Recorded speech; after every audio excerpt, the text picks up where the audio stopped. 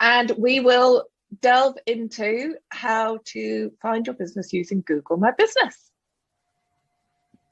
So let me move on.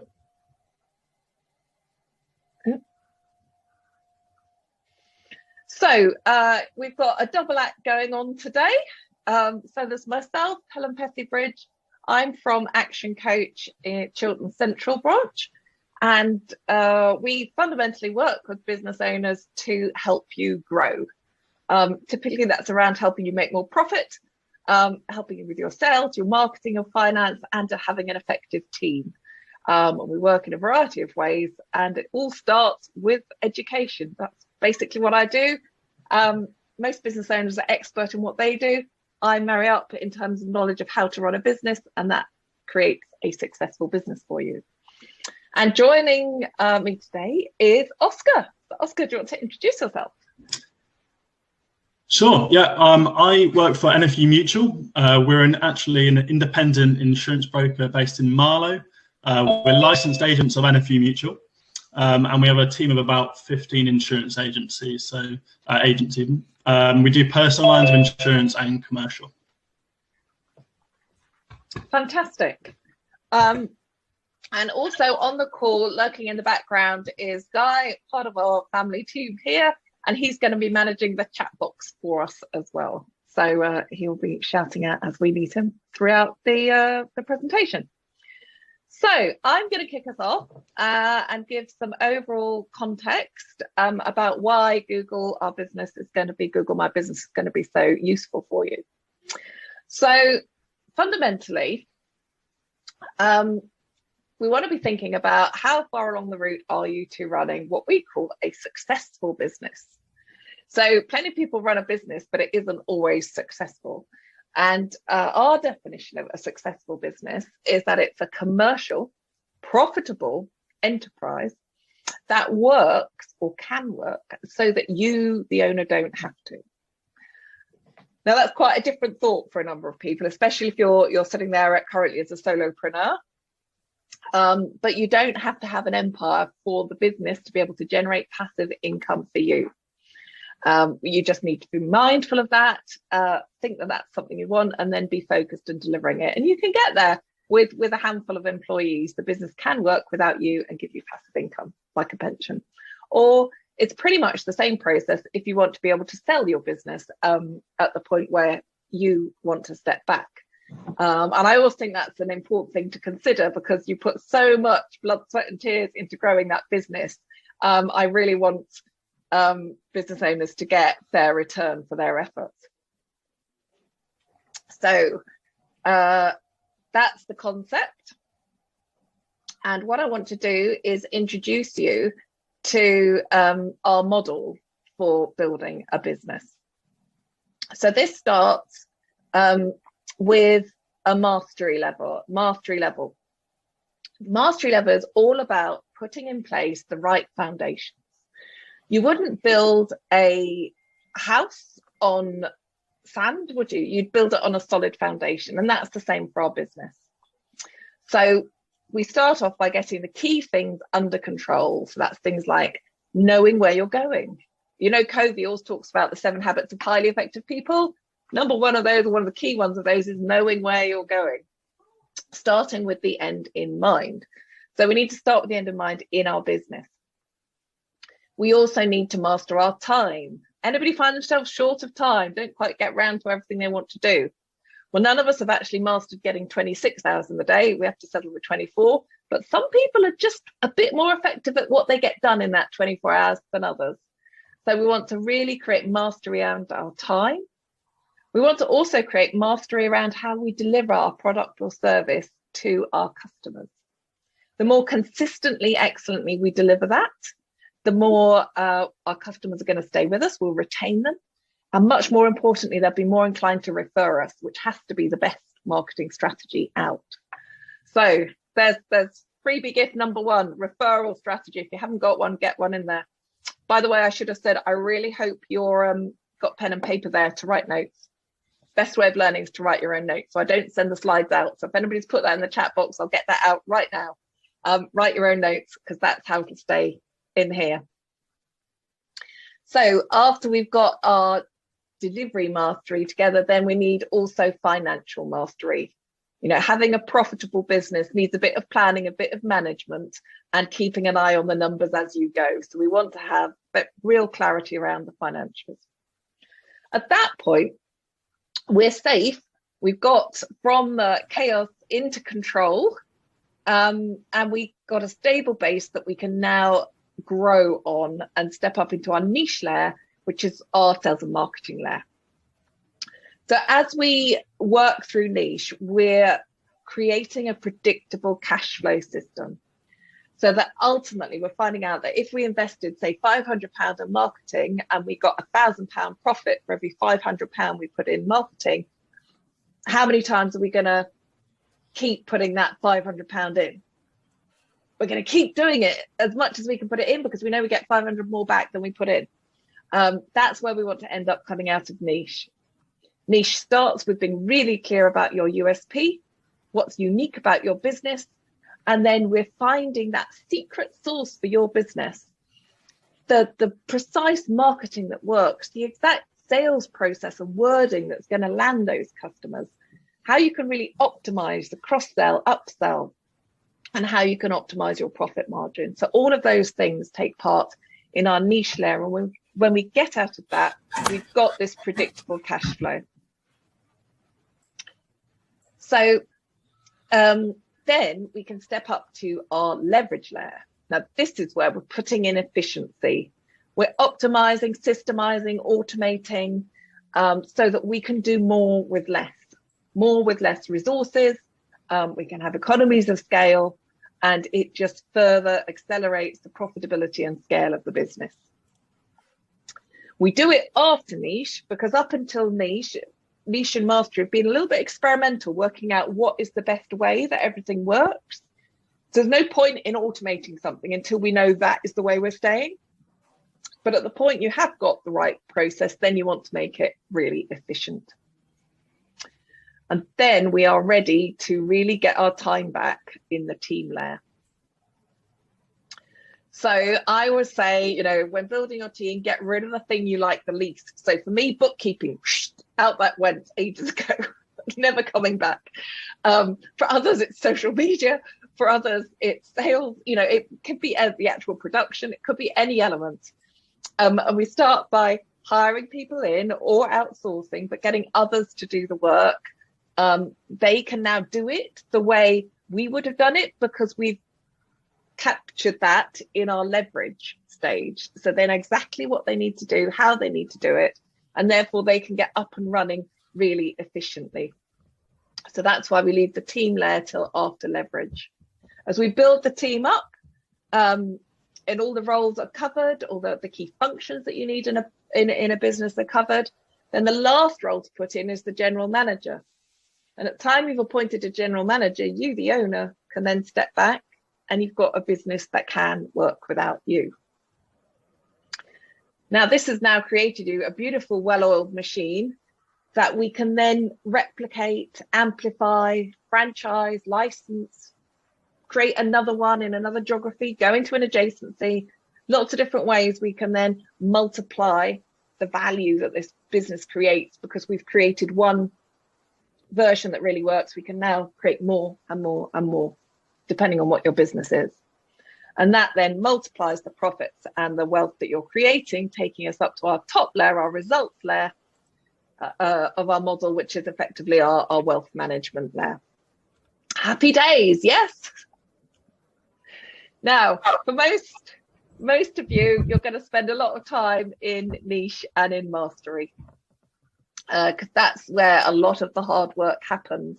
We then put in the efficiency, and you get your team back and your time back in the team there. So we promised in the marketing for this that we'd teach us the marketing numbers, and here they come. So maths in the afternoon, it's what you wanted. It's all right, it's quite simple. So when we look at the numbers of your business, the things that really matter, most business owners can tell me how many customers they've got, or some can do how many customers. Most can tell me their revenue, their monthly revenue, what's coming in. and how much profit. So let's see, just pop in the chat box. Which of those do you know? Can you do all three? Can you do two? Can you do one? Just put the number. How many of those do you need? And Guy, give me a feedback when they come in. Are we getting some numbers in there?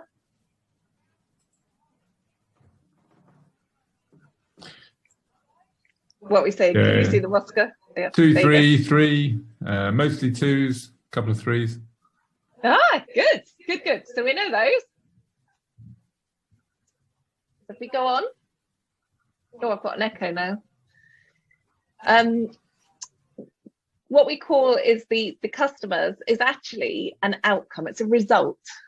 What we're far more interested in are the inputs. So the number of customers you've got is an outcome of how many leads your marketing attracted and how many of those were converted to being paying clients through your sales process.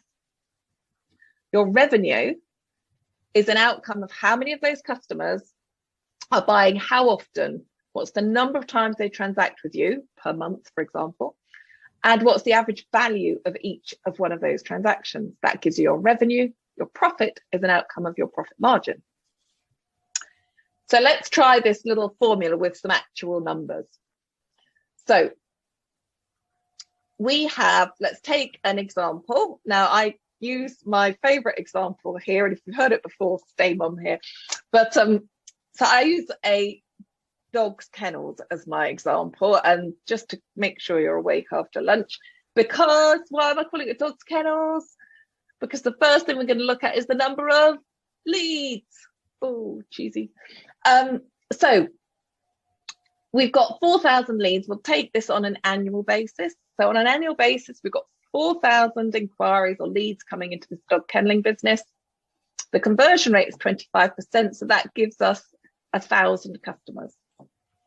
On average, they are transacting twice a year. So that means the dog comes to visit on average 2 times a year.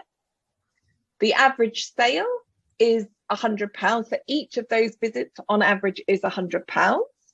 If anybody here has a dog, you know that's an incredibly cheap kennel, or they're only staying for a weekend. And that, when we multiply 1,000 by 2 by 100, we get to a turnover of 200,000. And then a 25% profit margin gives us 50,000 profit. Are we comfortable with those numbers? So what we're going to do now is see the impact of working these levers. So what if we were going to increase our number of leads by 10%? What could we do to do that? So we're dog kennels. Where do people who've got dogs? We need people who've owned dogs. Where do they hang out? Well, you probably find them at the local vets. I'd be putting a poster up in the vets, maybe a flyer in with the all the prescriptions they're sending out. We want people to go on holiday because they need to put the dog somewhere. Maybe you could do an arrangement with a travel agent. Maybe we could flyer the local area. We could do some networking, all sorts of things we could do to drive the number of leads. We're just going to increase it by 10% across the year to 4,400. We're then going to look at how to increase the conversion rate. So that's our sales process. We need to look at our sales process. How many of you have got a sales process that is defined, written down, and you follow religiously? We'll see how many of those come in, but I'll keep going whilst those are coming in.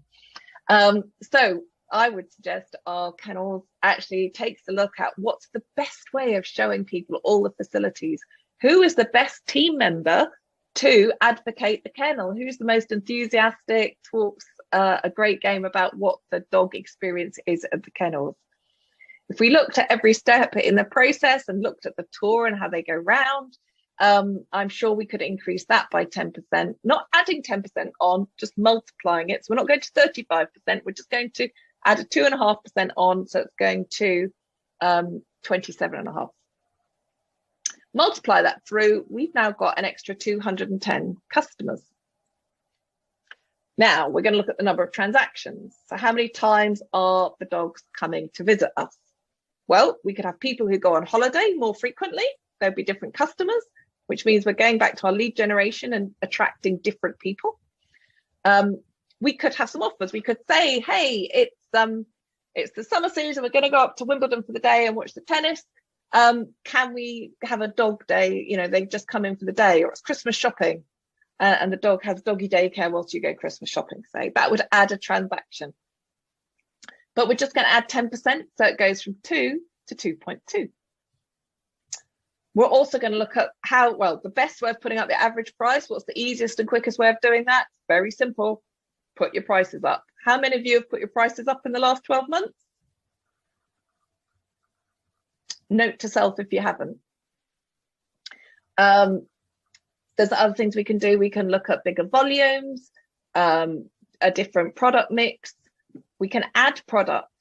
So if we want to add value to the sale, we can have additional, we could do, I've forgotten the word, we could toe clipping for dogs, we could do training, we could have extra deluxe kennels they're going to pay a bit extra for, or a lot extra for, all sorts of things we can do to add. They could have a pamper day, they could have a whole shampoo and clipping process, get all sorts of add-ons.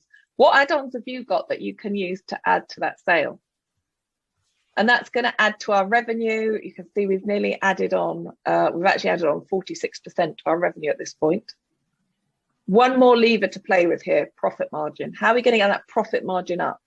Putting the prices up automatically increases that somewhat, but what else can we do? We can take costs down. Put that up by 10%, and look what we've done to our profit. Profit has actually gone up 61%. Now I'm sharing with you this now ahead of Oscar going into the details for my Google, because look at what happens at the beginning. It all starts with the number of leads, that lead generation. And I know that's often for businesses, especially in their early days, lead generation is absolutely key. It always is key. You can't run a business without more customers. And Google My Business is a key part of customers and prospects finding you, so you can start that process of lead generation. Which therefore feeds all the way down into supporting your profit margins. So if I've gone through this really fast and you've gone, whoa, Helen, that was a bit, what I'm going to do is at the end of our webinar today, I'm offering a free business health check for you. And during that process, we will work out these numbers for your business. So if I've done it a bit too quick to follow and you haven't got it all written down, don't worry, we'll cover it in your business health check. Just need to sign up for that at the end, or put a note in the chat box and we'll go through that with you. So marketing, that lead generation, is actually about even more maths. Who loved maths before this? Great. So why is marketing about maths? It's because the more leads you get, the more value you create for your business. But we also need to know how effective that marketing is. Who's run a marketing campaign that they've invested in and it hasn't paid back? It's been a cost. And that's where an accountant would put sales and marketing. If you look at your P&L, it comes in the expenses column. But actually, my view is very different, is that sales and marketing should absolutely be an investment. Yes, you're going to spend out to get back more than you spent out. We have to speculate to accumulate. But the only way we know we're doing that is if we're tracking the numbers. We know exactly how much we're spending, and we know what we're getting back in leads, how many we're converting, and then what's the value that those clients are giving us. So we want to know pound for pound that more is coming in than is going out. But that's not always the case. In fact, when I'm working with a business, the easiest way I can find my fee is generally stopping marketing that isn't working. So what's in your portfolio that's not working? And we need to look at two sides of this. Two sides is marketing and the maths for marketing. One is the acquisition cost. How much is it costing you to bring in each new client? So in this example, if you invested £300 in advertising, got 10 customers, that's an acquisition cost of £30 each. Now, depending on what they're spending with you and how profitable what they're spending with you is, that might be acceptable or it might not. You need to know that. You need to know how much you can spend to acquire a customer. And when you know what it is costing you to acquire a customer, then you can start to reduce that cost. Two ways you can reduce that cost: either actually spend less on the advertising, whatever marketing strategy it was, or get more clients in for the same spend. Great thing about Google My Business is it doesn't actually cost. So it's a really great enhancement to all your marketing. So we need to know how much it's costing us to get them in and get that as low as possible. We also want to find out how much their value is to us over the lifetime of a client.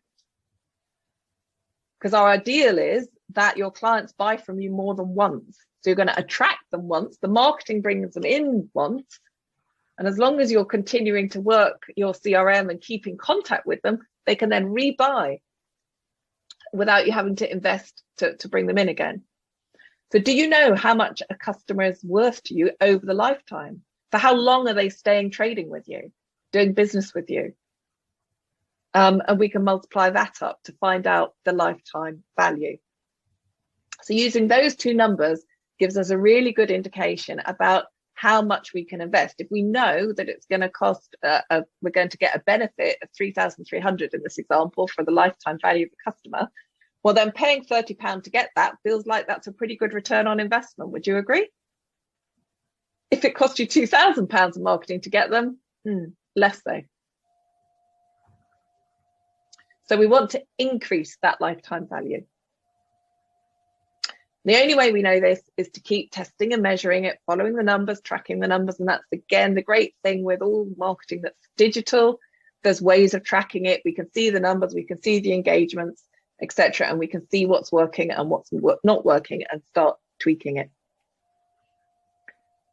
So I'm now going to hand you over to Oscar, who's going to take you right into, now you know the benefits of why we need Google My Business to work for us.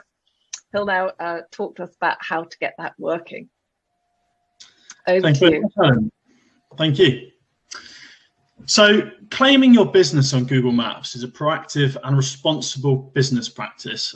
It will give you control of a hugely powerful marketing tool and allow you to communicate better with your customers, present your brand image far clearer, and reach a wider pool of customers.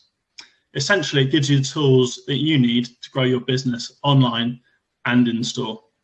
So before my time with the NFU Mutual, I was working as a freelancer, setting up and optimizing business profiles on Google Maps. Today, I'm going to run through with you the techniques that I've personally found to yield the best results. But I would like you to bear in mind that no one knows your business like you, so feel free to add your own flair to this. Helen, could you pass over controls for the presentation? Oh, yes, sorry.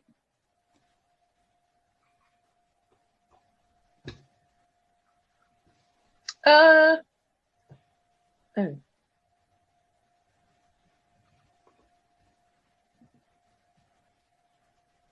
If not, no worries. Would you mind? No, I think have I done that now?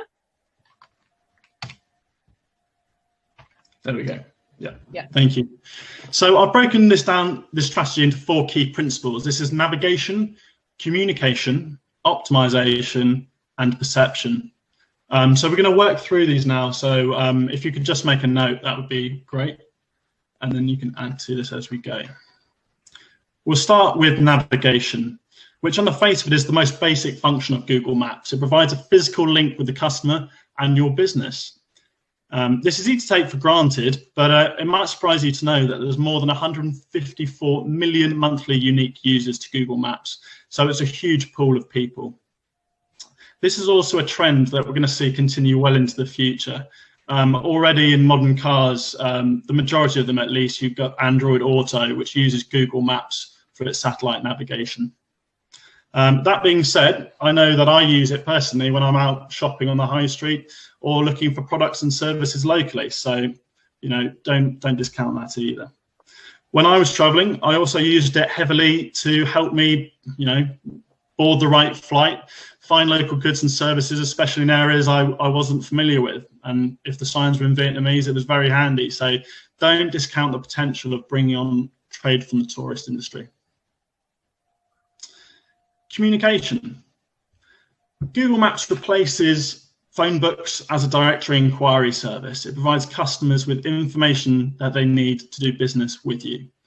This is such as service areas, opening hours, address, telephone numbers, booking links, social media, and your website address. Google has a bias towards listings that provide this information, so it's important you provide as much as possible and ensure it's accurate to avoid penalisation.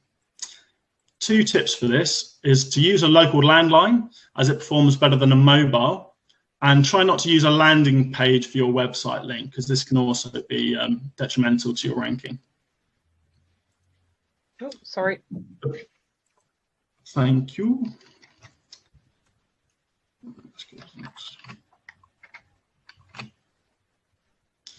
So posts. Post is a very useful marketing tool. It will allow you to alert customers to new offers, to product launches and service updates. This is assuring to customers who may be unsure of your availability during the pandemic. So be sure to let them know the safety measures you have in place and whether they can access your goods online, even if your store is closed. Google favours listings that take an active involvement, so I find it's worth posting at least once a month. I recommend using Canva if you wish to do this yourself. This is a free online graphics website, and you can use this to save time creating posts. It's got very easy templates to use, and it looks very professional. So if you can't afford to outsource that, you can do it yourself, and I'll include a link for that in the chat at the end. Another tip I have for this, you should consider other events that are going on in your area, such as the Marlow Regatta, for example, or Henley Regatta. At these periods of time, there'll be an influx of people searching for things to do in your area. So if you can create your own event or your own spin on what's going on, you're bound to pick up some traffic. That's from people searching for things to do in the area. Go to the next slide.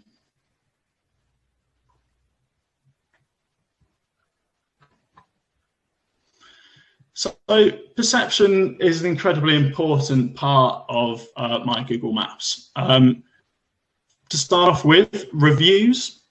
These are an essential part of a business. It's important to get feedback from your customer base about what they like and what they don't like about your service.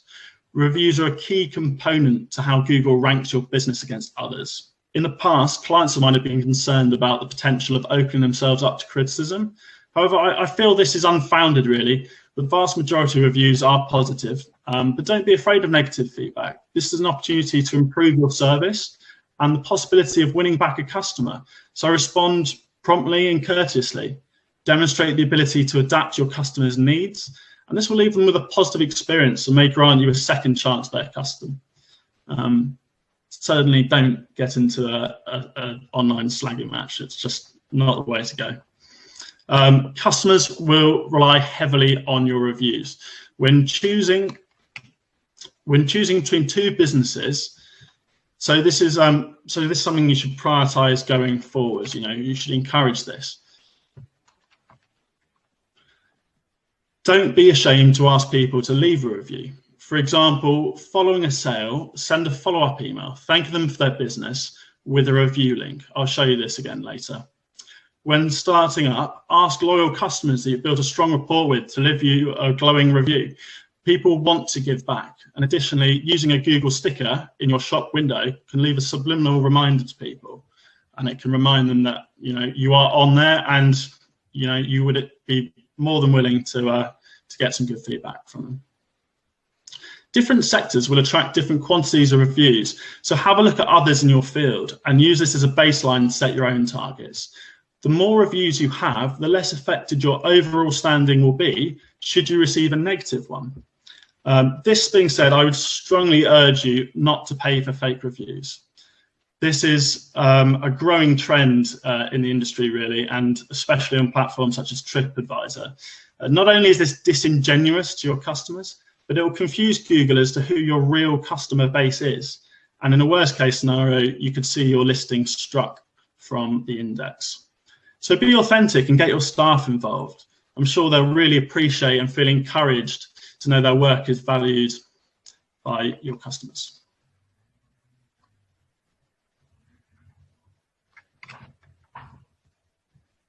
So if you can see on the slideshow here, you can see the significant difference between a business that has not claimed their business and hasn't provided all the information. Additionally, I would note the two images at the header, one being the outside of the restaurant and one being the food. So this is something I will go on to talk about now. Think about your Google listing as a high street window. It catches the consumer's eye and sets you apart from the competition.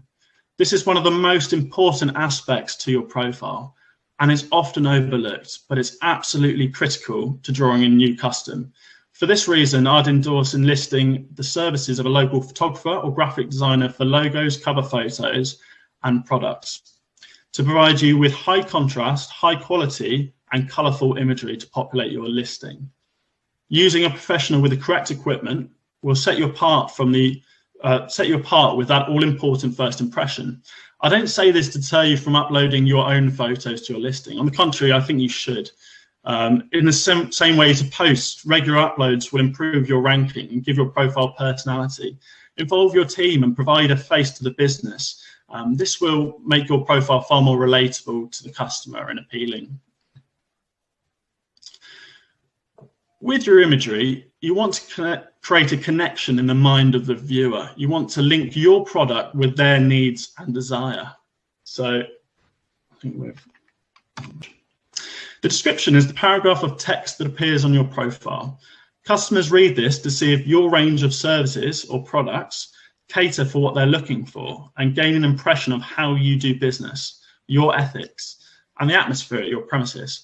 I think this is a fantastic chance to show your business's individuality. If appropriate, stay away from using corporate language and show your enthusiasm for what you do. Google algorithms are clever and will not favour you if you use this space to cram in as many keywords. So try to integrate them into your text. List your products and describe your values and principles. Similarly, repeated information and wording found elsewhere on the internet, even your own website, will be detrimental to your performance. So try to keep it original.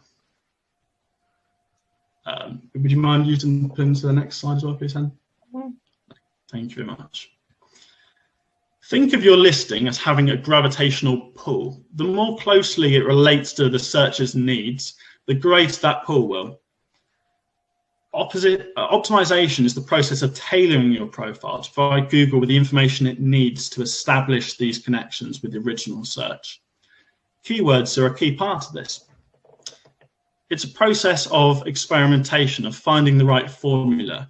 This will bring you the most views. So providing Google with the information that most closely relates to that original search is key.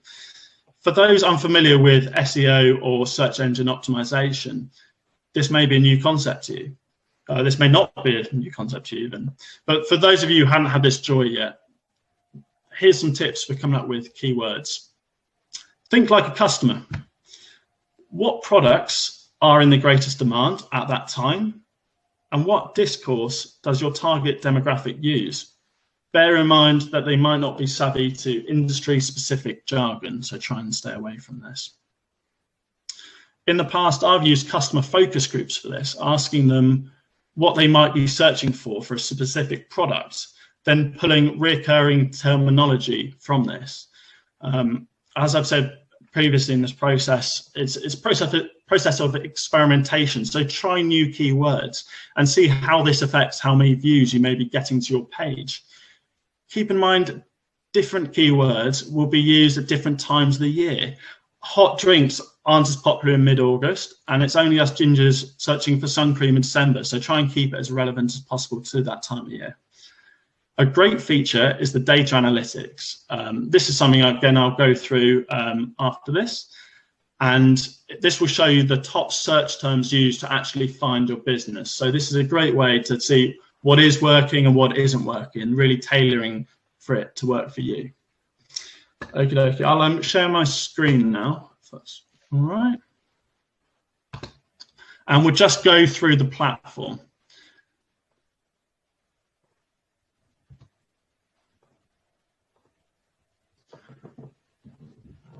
So if any of you have a Google My Business page set up, I would suggest that you log on to that now.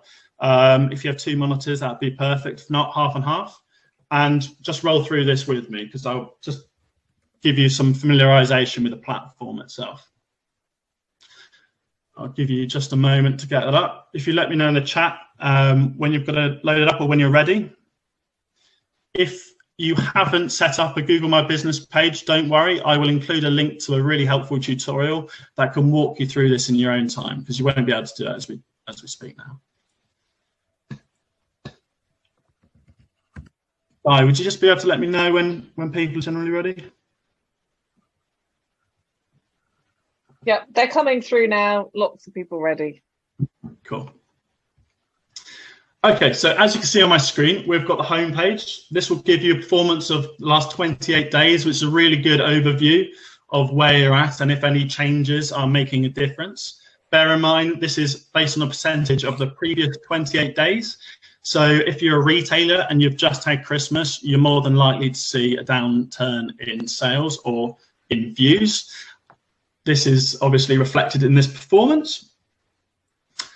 Search views are from the traditional Google platform, the traditional search engine, and map views comes from the app itself.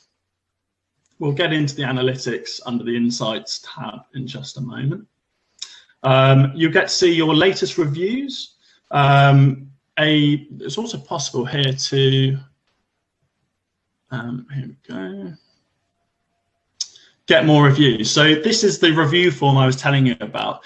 This will provide you with a link that you can share with your customers, little URL that you can either hyperlink into an image or you can provide it to the customer, and it will give them a 2-box form. It's really simple. As long as they've got a Google account, they'll just fill out their title, fill out the subheading and give you a rating. And this is a fantastic way to save people time. Liz, this is on the home page. If you've, like I say, if you've not set up your account yet, I can walk you through this at another time. But this is here. Get more reviews, share review form. You can also share your profile with other people in your staff, so you can remain an owner and you can share this with managers or even contributors. So, for example, when I was doing my freelancing, I would be on as a manager and I would set the owner up with their own profile, and we'd both be able to contribute to this platform. It's really helpful feature that. Posts. This goes back to what I was talking about with the perception. You know, this is very important to be sharing a fantastic workshop that we're doing today. Or Oscar, yes. Can we just hold? We're not seeing the change of screen that you're now talking about. This could actually do with 40 minutes to itself. What I'll do is I'll set up a video and I'll run through this in a recording. So if you would like to see me going through each individual tab, I'll do it in depth. Let me know in the chat or in the feedback form, and I will send it your way. And I'll go really in depth with each tab and let you know how they play into those 4 core principles. But those 4 core principles are really the foundation of that marketing strategy that you can be implementing yourself. So hopefully that will be of help to you. That would be fantastic, Oscar. I think that's a great offer, and yeah, we will follow up, and we've got your email addresses so we can get that out to everybody. Excellent. Right. So we're at 10 to the hour, so we have got some time now for questions. I think we're aiming here for questions around use of and ways of, I guess, the marketing tips, if you like, for this, as opposed to the deep technical, because probably we would need to see it to be able to cover that. But using Oscar's marketing expertise and optimizing the value you can get from Google My Business. So have a think of your questions there, pop them in the chat box if you would. So whilst you're putting those in the chat box and getting those down, I'm going to share one of my favorite quotes. So words can inspire, thoughts can provoke. Hopefully we've done a little bit of that between us this afternoon for you, but actually only action can truly bring you close to your dreams. So only by taking action with some of the stuff we've covered here today is it going to make a difference in your business. That's the only way you're going to get a good return on investment on your time. So we'd like to support you to get a good return on your time invested.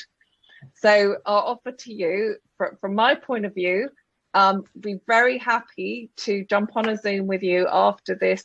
We'll set up a time and do a business health check. So we'll look at that 6 steps model that I took you through at the beginning and see where your business is on that model. Where's the low-hanging fruit to take your business forward? And we'll look at those numbers that we looked at, the 5 levers to building profits, and we'll work out what those are for your business. So that's my way to help you take action and get value from this. And Oscar, do you want to talk through yours? Sorry, I was just reading the post there. Was this the follow-up, hey? Yeah, yes, how can you help people in terms of thinking about and also your day job now, which is around marketing for the NFU? Yeah, I think marketing strategy should play into kind of every level of your business. It should combine into your sales strategy and everything like that. In regards to the NFU, part of my job within the marketing role is expressing kind of our individuality as a business, as that independent insurance provider, as a locally based insurance provider that can give you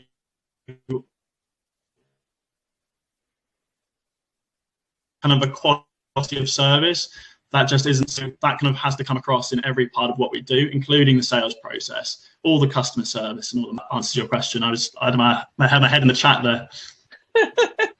Great. And so for people who need to, coming up for renewal or whatever, any of their insurance, you're able to offer them a complimentary review of their insurance and renewals and see if you're able to match and better that. Yeah.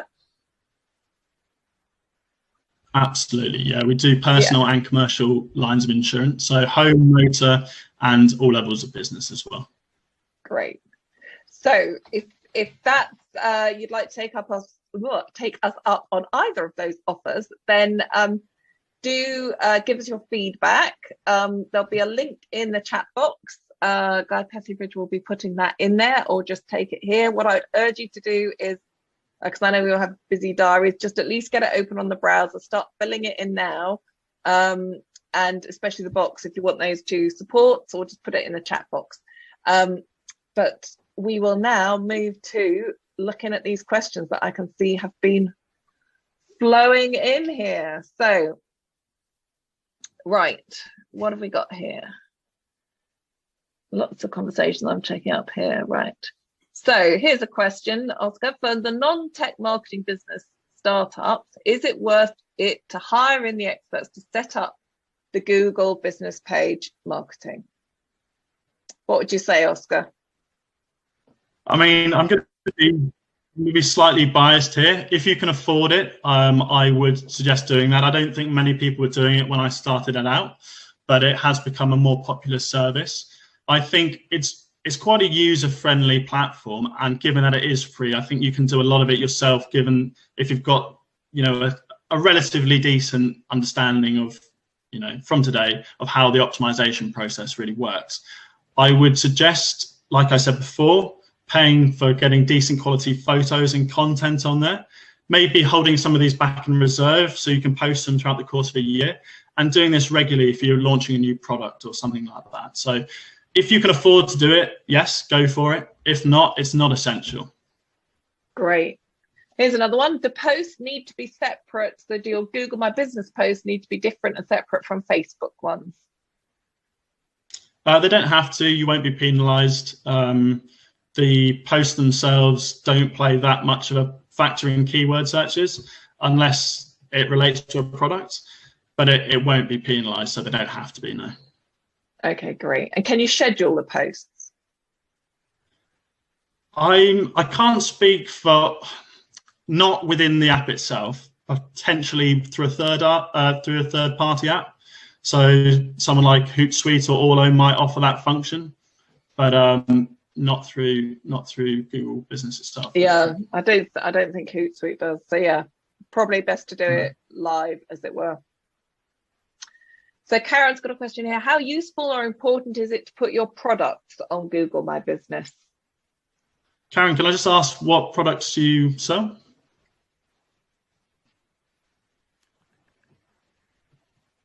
Oh, I've got to go right down here to see. Sorry, drinks. Drinks. Drinks. Okay, I would suggest that's a really important one to post online. It's also that appeal to the customer. You know, if they're looking at different places to, I don't know, is that bar or is that actual products?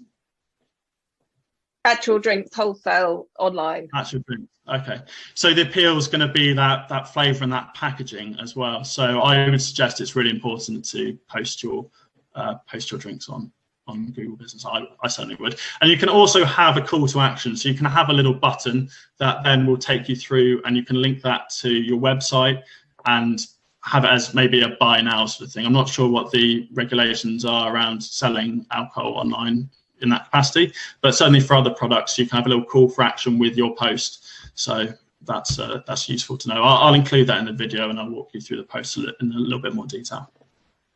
Great. And another one here from Karen, suggesting that linking to your website landing page can be detrimental to the Google ranking. Can we clarify? I think that was more copying the text, as it were, and so it's duplicate content.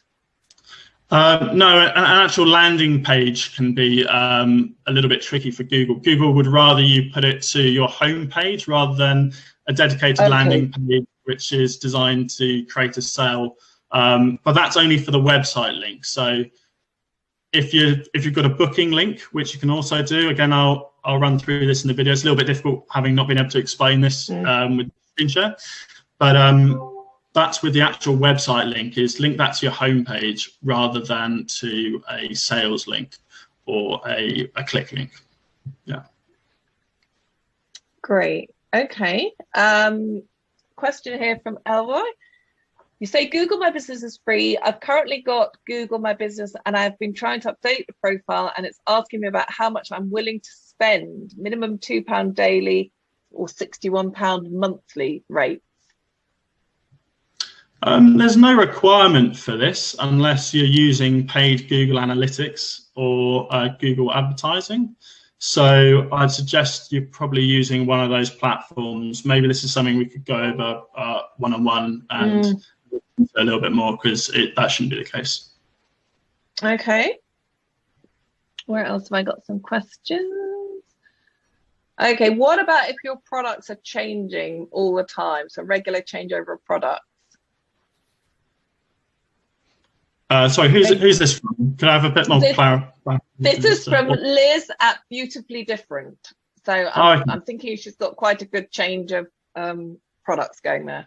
Sure. Well, you can always advertise a product launch as a range to save you having to upload each individual product, whether they're being changed in a season or if that's your sort of rotation. Otherwise, you could always invest in a photo booth, white backdrop with decent lighting, using a decent camera and editing the photos before uploading. If you kind of educate yourself on that process, it's good. It's easy enough to produce a high quality of image that you could use on a regular basis. So I'd suggest investing in a bit of photo gear if that's the case for you. Great, thank you. Ben, got a question from Ben Cotman. If you provide a service, do you post images of outcomes instead? That strikes me as being a very sensible thing. It's things that are going to attract your customers. So if that's the outcome or the end result, or indeed the process of going through it. So I would have a picture of me coaching, because what does coaching look like? People don't always know what would that feel or be like. Yeah, absolutely. That's what we have. We have as the point of contact, you know, whether that be a photo of you with your customer at 2 meters apart currently, or whatever the outcome is that they're trying to achieve from that as well. So like I say, it's all about connecting your product with what they're trying to achieve, their needs and their desires. So have a think about what they're trying to achieve out of your service and then depict that. Great. I'm conscious we are at the hour here, and a number of people are having to drop off. We can probably stay another few moments for those who've got more questions.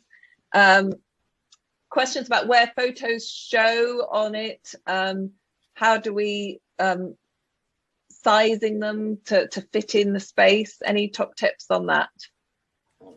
Try and keep them central. You know, whether it's on a mobile or on a landscape portrait, that's central square is where you're going to want to keep your center of focus and your subject, and that will just save you from having to crop in and crop out. But I'll cover that in more depth in the video. It's easier to demonstrate that than it is to explain it.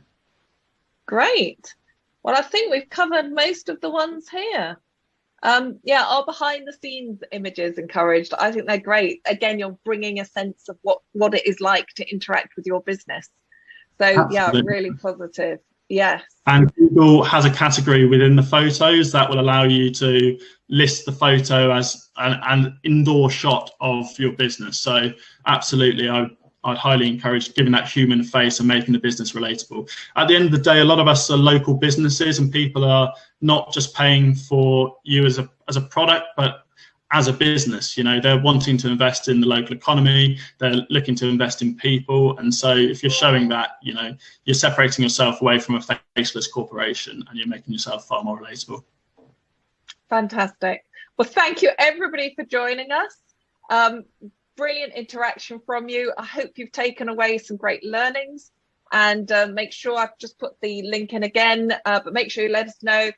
We'll contact you as well if you'd like to follow up with a session with Oscar and or myself. And we'll see you again soon. So thank you so much for joining us. Have a great day. Thank you very much for your time. Bye for now.